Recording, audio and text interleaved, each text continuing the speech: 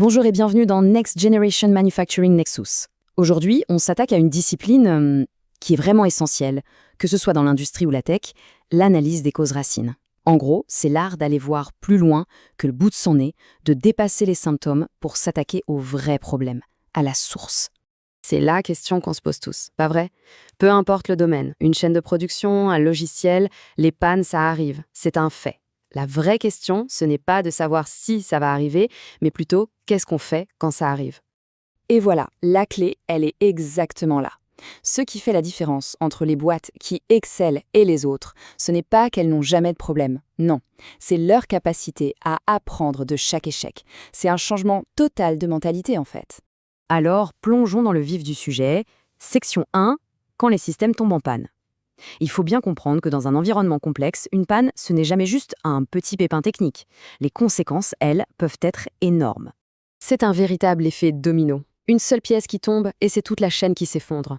On a quoi? Des clients mécontents, évidemment, des objectifs de service, les fameux SLOs qu'on ne respecte plus, forcément une perte de revenus, et puis il ne faut pas oublier l'humain, des équipes d'ingénieurs et de développeurs sous une pression monstre pour éteindre l'incendie.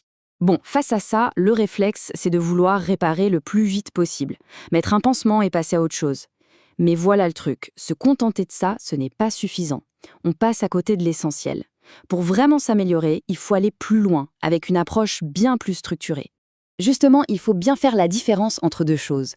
D'un côté, on a l'AMD, l'analyse des modes de défaillance. Elle est proactive. C'est un peu comme regarder la météo pour anticiper la pluie. On essaye de deviner les problèmes avant qu'ils n'arrivent. Et de l'autre, on a l'ACR, l'analyse des causes racines. Elle est réactive. C'est un travail de détective. Le problème a déjà eu lieu et on cherche à comprendre pourquoi. Cette citation, elle résume tout parfaitement. Le but d'une enquête sur les causes racines, ce n'est pas juste de réparer. C'est de comprendre pourquoi la panne a eu lieu. On sort de la logique du sparadrap pour construire quelque chose de solide, de résilient sur le long terme. On ne bouge pas juste une fissure, on renforce les fondations. Ok, alors, comment on fait concrètement? C'est bien beau la théorie, mais en pratique, ça se passe comment? On va voir qu'il y a deux choses essentielles, le bon état d'esprit et les bons outils. Tout part de là, la posture de l'enquêteur. Première règle, on oublie les suppositions et les a priori.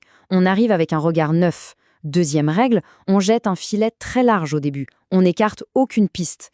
Et enfin, troisième règle, on n'avance pas à pas en se basant uniquement sur des preuves, des faits. C'est un vrai travail méthodique et rigoureux. Et pour ça, il y a un outil génial. D'une simplicité désarmante mais incroyablement puissant, la méthode des 5 pourquoi. Le principe, il est tout bête. On part d'un problème et on demande pourquoi. Et à la réponse, on redemande pourquoi. On fait ça plusieurs fois de suite, pour creuser couche après couche, jusqu'à arriver au noyau dur du problème. Allez, prenons un exemple concret, tout droit sorti d'une usine.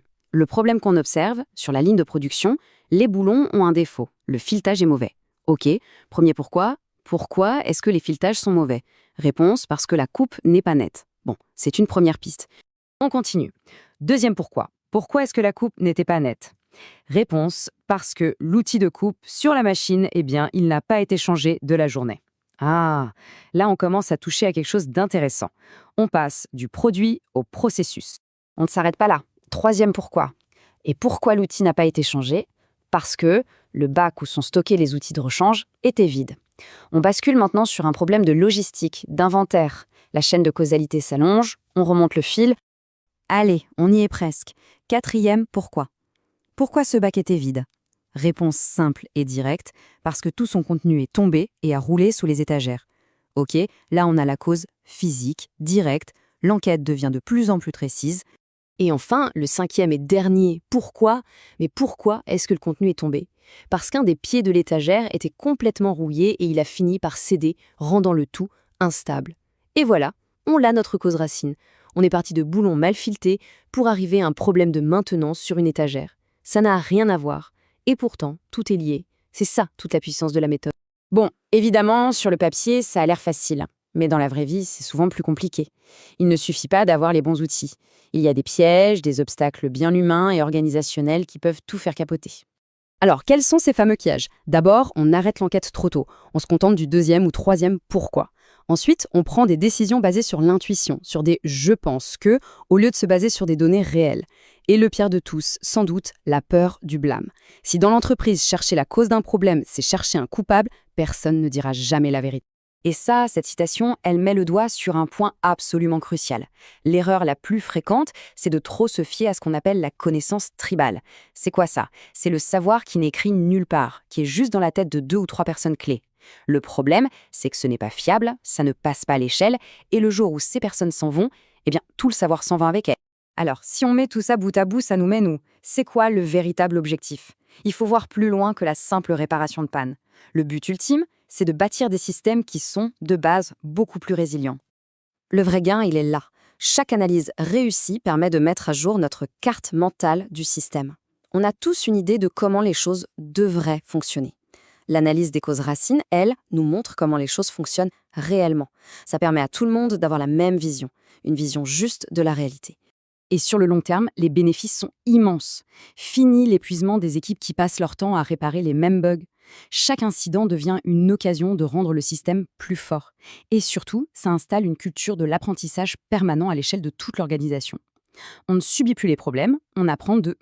Pour finir, voici une question à méditer. Dans n'importe quel environnement de travail, il y a toujours ce problème récurrent, celui qui revient tout le temps, encore et encore. La prochaine fois qu'il se présente, au lieu de juste le corriger en surface, pourquoi ne pas essayer de se poser un pourquoi de plus que d'habitude? La réponse qui se cache derrière pourrait bien être surprenante.